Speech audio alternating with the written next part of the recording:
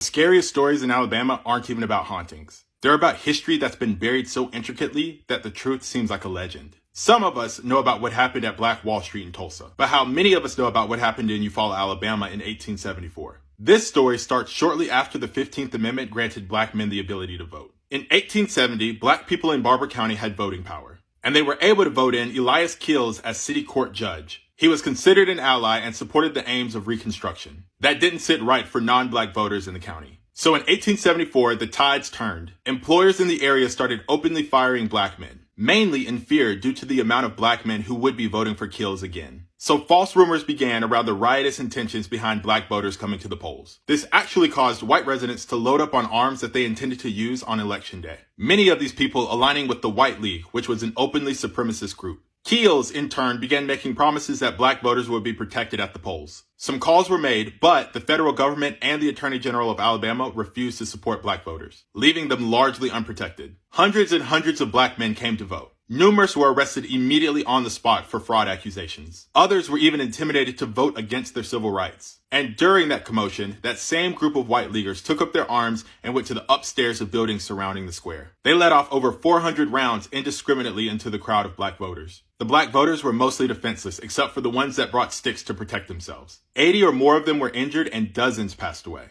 Over 500 blacks fled the area without ever voting. And again, that same group of white leaguers went over to Spring Hill, Alabama, where Keels was supervising the polls. They trashed everything, including the ballots that were cast. And Keels' teenage son passed away due to the crowd. A black man named Hilliard Miles saw everything that happened in Eufaula. He was jailed due to identifying the people who were responsible. Among these people was the alleged leader, Braxton Comer, who would eventually go on to become the governor of Alabama. None of the people who did this, including the ones who were identified, were held responsible or had any charges. However, on November 3rd, 1874, over 1,200 black voters were able to cast ballots. But after the circumstances of this day, in 1876, only 10 black people voted. Any recollection of what happened in Eufaula is all but lost. There are no historical markers or any semblance of people who passed away here. There is a memorial to Leroy Brown, a fish who was an urban legend in the area. And a Confederate monument sits firmly where these events took place. Anything that happened here seemed to be washed away with amnesia and antebellum homes. In the area, there is a historical marker to what happened in Spring Hill, but it is a loose recollection and nothing more.